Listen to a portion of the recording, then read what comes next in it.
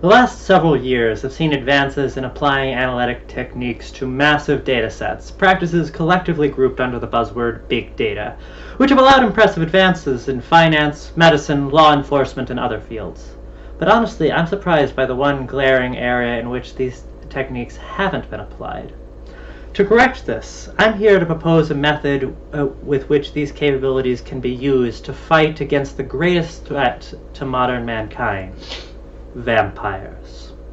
This new initiative will harness the might of our Orwellian data economy to ensure that you and your children will no longer have to live in fear of blood-sucking monsters.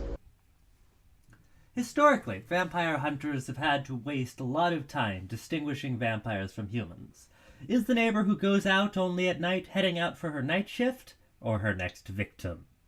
Is that creepy stalker just lusting after human contact, or blood? Is the sadistic count who laughs while he impales thousands of subjects just a typical psychopathic tyrant, or something much worse? Thanks to the techniques I propose, we'll be able to create a national and maybe even an international registry of vampires, meaning less time searching and more time staking. Phase 1 is buying cell phone metadata from telecom providers. By metadata here, I'm specifically referring to whom one calls and when. Now, phone metadata can reveal a lot about someone. With just $20, researchers at Stanford found that they could reliably match metadata to specific individuals, as well as extrapolate private information like religious affiliation, health issues, romantic partners, and use of abortion services. Fortunately, phone companies are perfectly willing to sell this data about their customers. The key is looking for patterns in when the phones are active. A vampire will only use the phone when they're awake, that is, when the sun is down. Cross-analysis with timetables for when the sun rises or sets each day will allow us to identify a subset that only ever calls or texts when the sun is down. Now, of course we need to distinguish this group from people who just happen to work night shifts, but there are a few ways that we can account for this. Firstly, day length varies with the seasons. Vampire sleep schedules are likely to change with it, while night shift workers' schedules will not. Then there's that other scourge of humanity, daylight savings time. When the work schedules suddenly change, so will those of night shift workers, while vampires' behavioral patterns will shift slowly and steadily in accordance with the aforementioned seasonal changes. With these distinctive behavioral differences, we should be able to further narrow down the probability of vampirehood.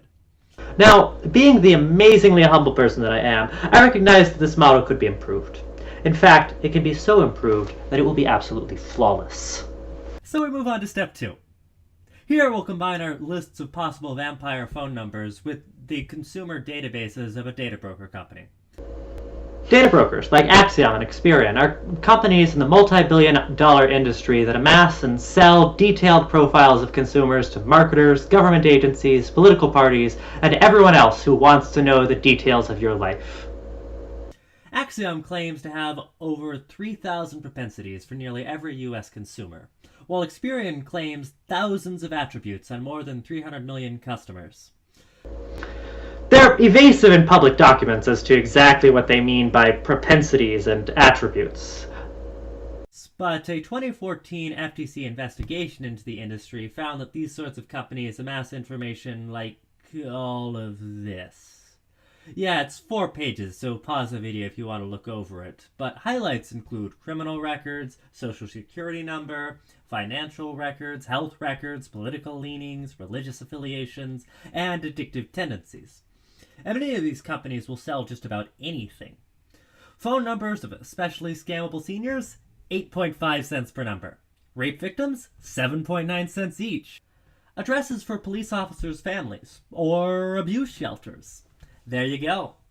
People with addictive tendencies, conveniently sorted by type, along with every other health issue. But out of everything that's up for sale, the single key piece of information that we need to better estimate their probabilities of being vampires is how much they spend on groceries. The typical American spends 10% of their disposable income on food, while vampires spend nothing, deriving their nutrients from the blood of the innocent. Thus, if an individual demonstrates strictly nocturnal cell phone patterns and has a household spending on groceries far below what would be expected for their demographics, then our model at this stage would assign them a high probability of vampirehood. While we're confident that the models thus far will be accurate, we'd only be dealing with theoreticals, and so we'd still need to test them against ground truths before going further. We randomly select a sample from our database of potential vampires at different tiers of predictive confidence. We then send surveillance team to the addresses of their homes and frequent hangout spots, which we get from the data brokers. These teams then observe the subjects with thermographic scanners to determine if the subjects are giving off suspiciously low body heat, exactly what you'd expect from the undead. We'll then feed confirmation or disproof back into our models to improve them in the next step. Once the teams verify that the subject is a vampire, there are a few options.